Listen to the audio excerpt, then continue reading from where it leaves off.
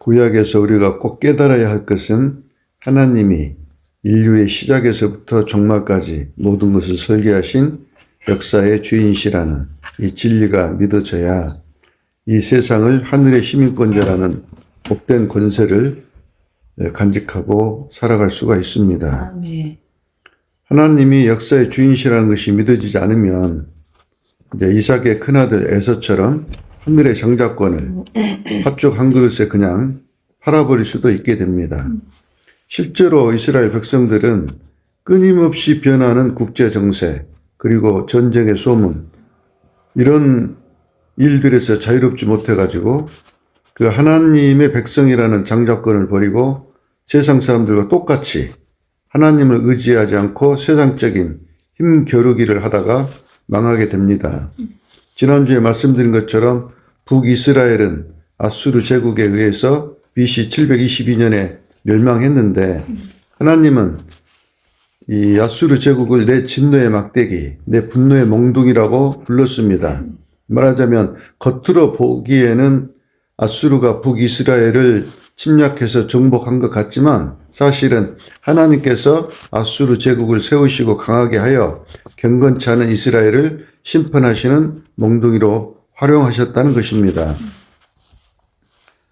그리고 또한 하나님은 북이스라엘의 멸망을 보고도 하나님의 심판이라는 것을 깨닫지 못하고 남유다가 여전히 북이스라엘처럼 하나님 아닌 애굽의 병거와 말들 즉 애굽의 군사력을 의지하는 것을 보시고 바벨론 제국을 몽둥이로 사용하셔서 남유다를 멸망시킵니다. 그래서 이사야의 그 예언을 보면 이사야 31장 1절 도움을 구하러 애굽으로 내려가는 자들은 화 있을진저 그들은 말을 의지하며 병거의 많음과 마병의 힘이 강함을 의지하고 이스라엘의 거룩하신 이를 앙모하지 아니하며 여호와를 구하지 아니하나니 여호와께서도 지혜로우신즉 재앙을 내리실 것이라. 애굽은 사람이요 신이 아니며 그들의 말들은 육체의 영이 아니라 여호와께서 그의 손을 펴시면 돕는 자도 넘어지며 도움을 받는 자도 엎드러져서 다 함께 멸망하리라. 이렇게 이사야 선지자가 지적한 것처럼 남유다는 애굽의 군사력과 정치 제도, 기술, 심지어 우상 종교까지 의지하고 섬기면서 극구 하나님의 말씀에 불순종하였기 때문에 바벨론 제국을 몽둥이로 사용하여 남유다를 멸망시켜버립니다.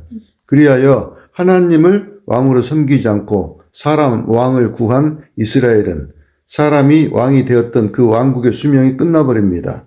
마치 우리나라 조선 왕조가 끊겨버린 것처럼 그렇게 끝나버립니다. 그리고 나서 이제 성자 하나님이 인간의 육체를 입으시고 영원한 다윗의 왕권을 가지고 이스라엘의 왕으로 오시는 것입니다. 그러니까 하나님 나라의 시작을 말하는 것입니다. 누가복음 1장 31절 보라 네가 잉태하여 아들을 낳으리니 그 이름을 예수라 하라. 주 하나님께서 그 조상 다윗의 왕위를 그에게 주시리니 영원히 야곱의 집을 왕으로 다스릴 것이며 그 나라가 무궁하리라. 이렇게 예수님이 다윗의 왕권을 가지고 이제 왕으로 오시는 것입니다. 이스라엘에. 그리고 예수님이 십자가에 죽으시고 부활하심으로 이제 하나님이 태초부터 계획하셨던 하나님 나라가 온 세상 나라들의 권세 위에 있는 하늘의 권세로 이 땅에 세워지게 된 것입니다. 그래서 항상 늘 말씀드리지만 하나님 우리가 그 하늘 시민권자로서 세상을 보게 되면 이 세상에는 나라가 두 개밖에 없습니다. 하나는 하나님의 나라고 하나는 세상 나라입니다. 이 하나님 나라의 왕은 당연히 예수님이시고 성도들은 하나님 나라의 백성들이며 세상 인류 역사의 중심이며 주인공이라고 지난주에 말씀드렸지 않습니까? 네. 그러므로 예수를 믿는다는 것은 예수님이 우리 왕, 하나님 나라 성도들의 왕이시라는 것을 믿는 것입니다. 이게 아주 중요합니다.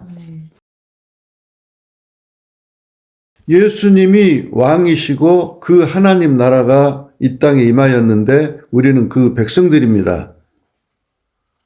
요즘에 우리가 대통령 하나 잘 뽑으려고 얼마나 노력을 많이 합니까? 하물며 하나님이 우리 왕이셔. 그럼 끝난 거 아니겠어요? 더 바랄 것이 없지 않습니까? 다니엘서는 하나님이 세상 모든 나라의 미래와 종말을 설계하신 역사의 주인이시며 최고 통치자이심을 확실하게 증거하는 책인데요. 그 시작을 보면 다니엘서 1장 1절 유다왕 여호야김이 다스린 지 3년이 되는 해에 바벨론 왕 느부갓네살이 예루살렘에 이르러 성을 에워쌌더니 주께서 유다왕 여호야김과 하나님의 전 그릇 얼마를 그의 손에 넘기심에 그가 그것을 가지고 신할 땅 자기 신들의 신전에 가져다가 그 신들의 보물창고에 두었더라. 넘기심에는 히브리어로 나탄인데요. 주다, 네오주다라는 이런 뜻입니다. 무슨 말인 거니? 하나님의 허락하신 것만큼만 바벨론에게 넘어갔다 이 말입니다. 그러므로 바벨론이 말하자면 느부갓네살 왕이 승리한 것은 하나님께서 그렇게 되게 하신 것이라는 그런 의미인 것입니다. 그리고 나서 2장에 이제 다니엘서 2장에 보면 느부갓네살 왕의 이제 꿈 사건이 나오지 않습니까? 왕이 꿈을 꾸고 나서 기억이 나지 않습니다. 그런데 다니엘이 그 꿈을 찾아내어서 해석까지 해줍니다. 다니엘서 2장 29절 왕이 침상에서 장래일을 생각하실 때에 은밀한 것을 나타내시는 이가 장래일을 왕에게 알게 하셨습니다. 꿈으로요. 그래서 31절 왕이여 왕이 한 큰 신상을 보였습니다. 그거 이제 이 꿈 이야기를 한 거예요. 왕이 침상에서 장래일을 생각하실 때에 이 소리는 이제 그 느부갓네살 왕이 잠들기 전에 이제 생각을 한 거예요. 침상에서 장래 말하자면 그 왕이 제국의 앞날을 생각하며 바벨론 제국을 어떻게 이끌어 나갈 것인지 권력의 미래, 제국의 영속성 등등 잠자기 전에 침상에서 장래의 일을 생각하다가 잠이 들었는데 하나님이 이제 그 꿈속에 미래 제국들의 청사진을 신상으로 보여주신 것입니다. 그 신상은 우리가 잘 알다시피 금으로 된 머리, 은으로 된 가슴과 팔, 노수로 된 허리와 넓적다리, 철 종아리와 철과 진흙이 섞인 발로 된 사람 모양의 신상이었습니다. 그 후에 이제 사람의 손으로 하지 아니한 돌, 말하자면 다듬지 않은 돌이다 이 말입니다. 이 돌이 내려와서 신성을 박살을 내고 하나님의 영원한 나라가 세워지는 그 해석을 이제 다니엘이 느부갓네살 왕에게 한 것입니다. 또 쉽게 설명하면 미래가 느부갓네살 왕 네 손에 있지 않다는 것을 하나님께서 꿈으로 보여주신 것입니다. 역사의 주인은 느부갓네살 네가 아니라 나 하나님이 여러 나라들을 세우기도 하시고 무너뜨리기도 하시며 또 왕들을 세우기도 하시고 패하게도 하셔서 이 역사를 인도해 가신다는 그런 말입니다. 그래서 지난주에 말씀드린 것처럼 다니엘서 2장 20절 다니엘이 말하여 이르되 영원부터 영원까지 하나님의 이름을 찬송할 것은 지혜와 능력이 그에게 있음이로다. 그는 때와 계절을 바꾸시며 왕들을 폐하시고 왕들을 세우시며 지혜자에게 지혜를 주시고 총명한 자에게 지식을 주시는도다.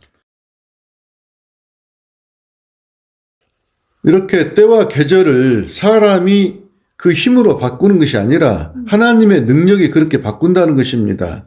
보기에는 사람들이 능력과 힘으로 나라를 세우는 것 같지만 하나님께서 나라를 세우시고 왕들을 임명하신다는 그런 말입니다. 이런 것들이 이제 어느 날 믿어져야 됩니다. 그런데 이런 것들이 어느 날 깊이 생각을 해야 됩니다. 왜냐하면 우리는 로봇가 아니지 않습니까?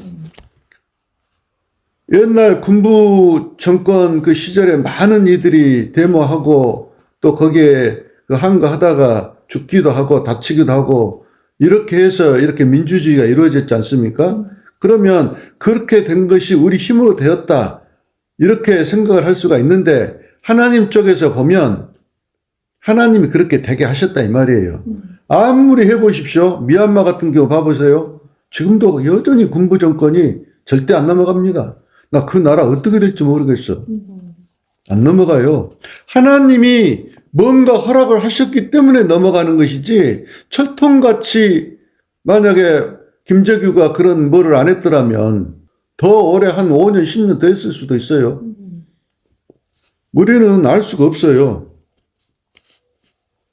그러고 나서 이제 오늘 본문 3장에 오면 금으로 만든 신상 사건이 나오는데 다니엘 3장 1절 느부갓네살 왕이 금으로 신상을 만들었으니 높이는 60규빗이요 너비는 6규빗이라 그것을 바벨론 지방의 두라 평지에 세웠더라. 이제 2장 꿈사건이 있고 나서 3장에 와서 이 거대한 금신상을 세우는데요. 이 금신상은 높이가 60규빗이면 약 한 30m 정도 된다고 보면 됩니다. 예, 폭이 3m이고. 그래서 이제 상당히 그 당시로서는 큰 신상을 세운 것인데요. 왜 느부갓네살 왕이 갑자기 금으로 된 신상을 세우는 것일까요? 오늘 제목이 그겁니다. 금 신상을 세우는 이유. 이제 꿈 사건이 있고 나서 갑자기 느부갓네살 왕이 3장에 오면은 금 신상을 높이 이렇게 세웠습니다. 2장에서 느부갓네살이 꾼 꿈을 다니엘이 정확히 맞추었을 때 느부갓네살 왕은 상당히 놀랐을 것입니다. 왜냐하면 남이 꾼 꿈을 자기가 꾼 것처럼 그대로 맞춘다는 것은 확실한 신의 개입이라고밖에 말할 수 없는 놀라운 일이지 않습니까? 느부갓네살 왕이 뭐라고 말합니까? 다니엘서 2장 47절 왕이 대답하여 다니엘에게 이르되 너희 하나님은 참으로 모든 신들의 신이시오 모든 왕의 주제시로다. 네가 능히 이 은밀한 것을 나타내었으니 네 하나님은 또 은밀한 것을 나타내시는 이시로다 하고 이렇게 찬양과 및 칭송을 합니다. 그런데 사실 이 말은 아무도 맞추지 못하는 그 당시 그 바빌론에 많은 박사들이 있었지만 못 맞췄지 않습니까? 그 꿈을 맞춘 그 다니엘의 하나님을 그냥 어쩔 수 없이 칭찬한 것이지 결코 그 하나님을 내가 믿는다 이런 말은 아닙니다. 다니엘이 왕이여 당신의 나라는 금머리에 불과하며 이후에는 더 낮은 나라들이 이어지고 마지막에는 모든 제국을 무너뜨리고 하늘에서 온 돌이 영원한 나라를 세울 것입니다. 다시 말하면 왕이여 당신의 제국은 하나님이 정한 시간에 끝납니다. 그리고 결국엔 세상 나라들 위에 하나님 나라가 군림하게 될 것입니다. 당신 나라는 역사 속에 지나가는 세상 나라 중 하나일 뿐입니다. 라고 말을 한 것이에요. 그래서 이 사실 제국의 왕으로서 느부갓네살 왕이 겉으로 표현은 안 했지만 솔직히 굉장히 불쾌하고 기분이 나빴습니다. 그렇잖아요. 그러면서 이제 말로는 꿈을 맞췄으니까 이제 하나님을 이렇게 칭송을 한 것처럼 이야기를 한 것입니다. 그러나 느부갓네살은 하나님이 참으로 모든 신들의 신이시오 모든 왕의 주제시로다고 말만 그렇게 했지 믿고 싶은 생각은 없는 것입니다. 그래서 느부갓네살 왕은 전체가 금으로 된 신상을 세우는 거예요. 하나님이 네가 금머리다. 그 다음에는 좀 못한 은, 놋, 철과 같은 나라들이 세워질 거야 라고 했지만 느부갓네살이 금 신상을 세워가지고 뭐라고 말합니까? 아니야. 내 나라는 머리부터 발끝까지 다 금이야. 영원할 것이다고 이렇게 말을 한 것입니다. 신상의 머리만 금이 아니야. 발까지 다 금이야. 무슨 말입니까? 바벨론이 영원할 것처럼 이렇게 신상을 만들었다 이 말이에요. 믿고 싶지 않다 이 말입니다. 역사의 주인이신 것을. 그리고 나서 모든 사람에게 강제로 절을 하게 만듭니다. 3장 5절 너희는 나팔과 피리와 수금과 사명금과 양금과 생황과 및 모든 악기 소리를 들을 때 엎드려 느부갓네살 왕이 세운 금 신상에게 절하라. 누구든지 엎드려 절하지 아니한 자는 즉시 맹렬히 타는 불못불에 던져 넣으리라 하였더라. 했는데 어째요? 다니엘의 세 친구가 우상 숭배를 안 합니다. 당연하죠. 믿음의 사람들인데 16절 사드락과 메삭과 아벳느고가 왕에게 대답하여 이르되 느부갓네살 왕이여 우리가 이 일에 대하여 왕에게 대답할 필요가 없나이다. 왕이여 우리가 섬기는 하나님이 계시다면 우리를 맹렬히 타는 불무불 가운데서 능히 건져내시겠고 왕의 손에서도 건져내시리이다. 그렇게 하지 아니하실지라도 왕이여 우리가 왕의 신들을 섬기지도 아니하고 왕이 세우신 금신상에게 절하지도 아니할 줄을 아옵소서. 그래서 다니엘의 세 친구가 풀무불에 던져졌습니다. 그 풀무불을 평소보다 7배나 더 뜨겁게 했어요. 화가 나가지고 느부갓네살 왕이 자기가 만든 금신상한테 절을 안 하니까. 그 풀무불이 얼마나 뜨거웠으면 그 세 친구들을 붙들었던 자들이 다 타 죽습니다. 왜냐하면 평소처럼 착각을 한 거예요. 평소에는 가까이 가도 자기들이 안 타졌거든. 근데 7배나 뜨겁게 했다는 것을 깜빡 잊어버린 거예요. 가까이 가니까 어째요? 이 사람들은 죽었다 이 말입니다. 그리고 세 친구들은 여전히 그 속에서 썽썽하니 살아있어요. 그래서 왕이 너무 신기해가지고 이제 나오라고 말합니다. 26절. 느부갓네살이 맹렬히 타는 풀무불 악이 가까이 가서 불러 이르되 지극히 높으신 하나님의 종 사드락 메삭 아벳느고야 나와서 이리로 오라 하며 사드락과 메삭과 아벳느고가 불 가운데서 나온지라 총독과 지사와 행정관과 왕의 모사들이 모여 이 사람들을 본즉 불이 능히 그들의 몸을 해하지 못하였고 머리털도 걸리지 아니하였고 겉옷 빛도 변하지 아니하였고 불탄 냄새도 없었더라. 얼마나 대단하십니까? 하나님은 일부러 제국의 왕과 총독과 권력자들이 다 모인 자리에서 완전한 기적을 보이셨고 왕과 그들은 깜짝 놀랐습니다. 그래서 느부갓네살 왕은 지극히 높으신 하나님이란 그 표현을 쓴 것입니다.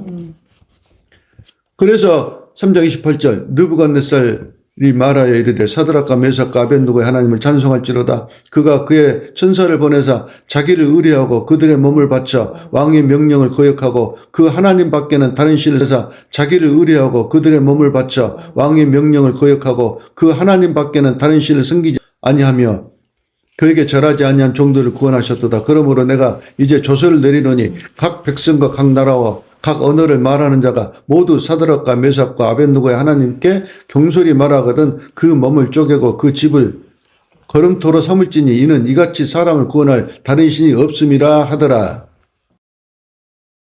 그래서 이제 말은 이렇게 바르게 합니다. 지극히 높이신 하나님이란 표현은 다신론적인 세계관 속에서 가장 뛰어난 신이란 그런 말입니다. 여러 신들이 있는데 그 중에서 제일 뛰어난 신이라고 이제 이렇게 표현을 한 거예요. 여호와 하나님만을 유일신으로 믿는 우리 기독교 신앙과는 다릅니다. 느부갓네살은 이런 신은 처음 봤다는 정도지 내가 이분만 경외하고 예배하겠다는 그런 고백은 아닙니다. 그 몸을 쪼개고 그 집을 걸음토로 삼을지니 이 느부갓네살 왕의 반응은 여전히 강압적 통치자로서의 반응을 했고 오히려 자신의 통치를 강화하는 수단으로 하나님을 활용하고 있습니다. 머리 좋은 사람들이에요. 세상 사람들이. 기독교를 얼마나 이용해 먹습니까? 3장에서 이 기적을 보이신 하나님의 의도는 2장에서 느부갓네살 왕이 다니엘에게 너희 하나님은 참으로 모든 신들의 신이시오 모든 왕의 주제시로다라고 칭찬을 했지만 하나님이 꿈을 통해 보여주신 세상 나라들의 등장과 그들의 정해진 미래와 종말에 대해 예언을 절대 믿고 싶은 생각이 없는 그 느부갓네살 왕에게 하나님이 다시 한번 세상과 민족들의 흥망성쇠가 내 손에서 이루어지며 제국의 부상과 몰락도 내가 정한 때 이루어진다는 것을 확인시켜주는 그러한 사건인 것입니다. 다시 한번 확인을 해주신 거예요. 왜? 안 믿으니까. 솔직히요. 교회 다녀도 이렇게 믿기가 힘듭니다. 우리가 잘 깨달아야 돼요. 정말 하나님이 미래를 정해놨을까? 미래의 종말을 정해놨을까? 세상 제국들의 모든 흥망성쇠를 하나님이 쥐고 있을까? 이것이 안 믿어지면 정체성을 잃어버릴 수 있다니까요. 팥죽 한 그릇에 에서처럼. 그리고 또한 포로로 끌려온 이스라엘 백성들에게는 하나님의 절대적 주권과 통치권이 단지 이스라엘에게만이 아니라 모든 열방 위에 적용되는 것임을 가르치고 계시는 것입니다. 즉 하나님은 온 세상 나라의 왕이시며 주권자이신 것을 가르쳐 주신 것입니다. 이스라엘은 이 사실을, 이 진리를 믿지 않았고 그들은 당시 강한 군사력을 보유한 애굽을 의지하고 온 세상의 왕이신 하나님의 말씀을 듣지 않았습니다. 그래서 하나님은 남유다를 바벨론 제국에게 넘기신 것입니다. 그 말이 다니엘서 1장 1절부터 시작이 되잖아요. 이렇게 어제나 오늘이나 내일이 동일하신 하나님은 지금 이 시대의 하나님 나라 백성들에게도 동일하게 말씀하십니다. 하나님 나라의 성도라면, 하늘의 시민권자라면 반드시 온 세상을 움직이시는 역사의 주인 되신 예수님이 믿어져야 합니다. 저 중국이, 저 주사파들이, 저 예수회가, 딥스테이트가 대한민국을 삼켰다고 남탓하고 떠들 것이 전혀 아닙니다. 그것은 정말 믿음이 없는 하나님을 불신하는 행위인 것입니다. 바벨론의 포로로 끌려간 다니엘과 하나냐, 미사엘, 아사랴는 우리나라 옛날 일제강점기처럼 요즘에는 그 일제시대를 안 하고 일제강점기라고 이렇게 하더라고요. 벨드사살과 사드락과 메삭과 아벳느고로 창씨 계명을 했습니다.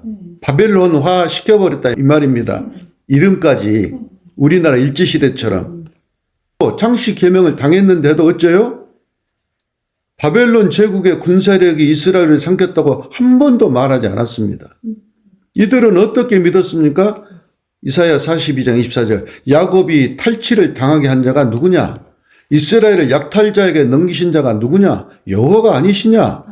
우리가 그에게 범죄하였도다. 그들이 그 길로 다니기를 원치 아니하였으며 그의 교훈을 순종치 아니하였도다. 이런 사실들을 믿고 있었다 이 말입니다. 이런 것들은 사실 우리가 참 깊이 생각해야 됩니다. 대한민국이 망하는 것이 아니라 대한민국 기독교가 하나님을 잘못 믿고 있구나. 이것이 깨달아져야 되는데 이걸 대한민국 기독교가 못 깨닫고 있어요. 그래갖고 어쩝니까? 밖에 나가서 하면 난리 굿을 떨고 있어. 예수 믿는다는 사람들이 하나님 앞에 자기 자신을 돌아보고 그 믿음을 보이지 않고 온 세상의 주인이시고 온 세상의 왕이시고 역사의 주인이신 우리 하나님을 믿지 않고 마치 바벨론이 또는 아수르가 대한민국을 침범하는 것처럼 그렇게 말들을 하고 있다 이 말입니다. 그게 아니라니까요. 하나님이 넘기시는 것이라니까요. 하나님이 이렇게 이스라엘을 바벨론에게 넘기신 것을 알았고 그들은 그들의 불신을 회개하고 바벨론에서도 여전히 하나님의 백성으로 살았습니다. 세상의 세력들에게 권세들에게 그들의 핍박에도 전혀 들어야지 않았습니다. 다니엘서 3장 17절 왕이여 우리가 섬기는 하나님이 계신다면 우리를 맹렬히 타는 풀무불 가운데서 능히 건져내시겠고 왕의 손에서도 건져내시리이다. 그렇게 하지 아니하실지라도 왕이여 우리가 왕의 신들을 섬기지도 아니하고 왕이 세우신 금신상에게 절하지도 아니할 줄을 아옵소서. 이렇게 하나님의 나라의 시민권자로 이 다니엘과 사드락과 메삭과 아벳느고가 살았다 이 말입니다. 그러니까 중요한 거는요. 성도들의 삶이 중요한 것이지 나라가 뒤집어지고 엎어지는 것은 다 하나님 손에 있다니까요. 누구를 위해서 그렇게 하시는 거예요? 예, 하나님 나라 백성들을 위해서 하나님이 이 세상 나라들을 움직이고 계신다니까요. 왕이여 당신이 제국의 왕이라고 대단한 권세를 가졌다고 떠드는데 우리 하나님이 당신에게 권세를 주신 것입니다. 보십시오. 당신이 그 알량한 세상 권세로 우리를 저 영광로에 집어넣는다고 해도 하나님은 우리를 살리실 것이요. 그렇지 않는다고 해도 우리는 당신에게 굽히지 않을 것입니다. 이 얼마나 믿음이 있는 멋진 말입니까? 우리 하나님 아버지께서 이 말을 들으시고 얼마나 기뻐하셨겠습니까? 이 시대의 성도들이 정말 이렇게 하나님 앞에서 믿음을 보여야 합니다. 하늘의 시민권자라면 하나님 나라를 기업으로 상속받은 하나님의 자녀라면 이 정도의 자존감은 가지고 살아야 합니다.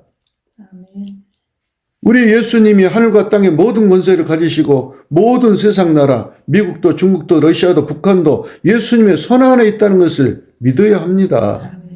예수님이 뭐라고 하십니까?